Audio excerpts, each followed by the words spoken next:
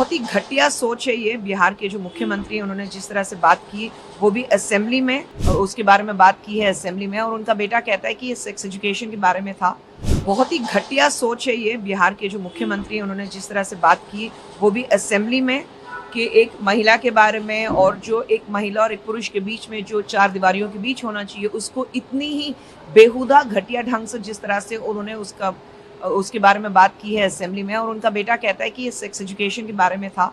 तो मैं पूछना चाहूँगी कि असेंबली में कौन से सेक्स एजुकेशन की बात कर रहे हैं हम? वहाँ पे किसको सेक्स एजुकेशन की ज़रूरत है? जो सीनियर सिटीजन बैठे हैं, नीतीश कुमार जी की उम्र के लोग बैठे हैं, उनको ज़रूरत है?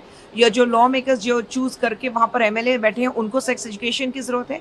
और मेरा सबसे पहले ये सवाल उठता है कि हम जो एक गठबंधन की बात कर रहे हैं, इंडिया गठबंधन की बात कर रहे हैं, तो वहाँ की प्रियंका गांधी जी या सोनिया जी या ममता बनर्जी इसके बारे में क्यों नहीं बोल रही हैं? क्यों नहीं इसके बारे में बात कर रही हैं? क्यों इसके बारे में आवाज़ नहीं उठा रही हैं? सब तो बिल्कुल चुप बैठे हैं।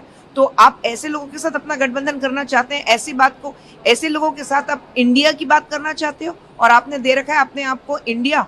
मतलब ये इंडिया है, ये भारत है, ये भारत की संस्कृति, ये भारत का संस्कार है। मतलब आप दिखाना क्या चाहते हो लोगों को? मेरे हिसाब से नीतीश कुमार जी को सिर्फ हमारे हिंदुस्तान की महिलाओं से नहीं, अपने घर में जो उनके घर में खुद के घर में जो महिलाएं हैं उनसे भी माफ़ी मांगनी चाहिए कि इतनी जो घटिया सोच उनकी ज़ुबान पर आई है, उसके बारे में डेफिनेटली उनको एक माफ़ी तो मांगनी चाहिए। Can we do the English because it's extremely disgraceful and appalling to see the Chief Minister of Bihar making such statements in the assembly. He insults a woman, he insults the reproductive organ of a woman, and I would like to ask, who needs a sex education like his son is talking about, that you should be considered as a sex education? People, the senior citizens who are of Mr. Nitish Kumar's age, they are in the assembly, or the lawmakers who have been chosen by the people who are sitting in the assembly, do they need a sex education there? And what happened to Priyanka Gandhi or Sonia Gandhi ji or Mamata Banerjee? You're talking about, women empowerment in today's times. You're talking about 33% which has been brought in by the Prime Minister. And these women are quiet, and this is what India they're talking about. I want Priyanka Gandhi, Sonia Gandhi and Mamata Banerjee to stand up against Nitish Kumar and say that this man definitely should issue an apology to the women of our country, because he has insulted every woman of this country.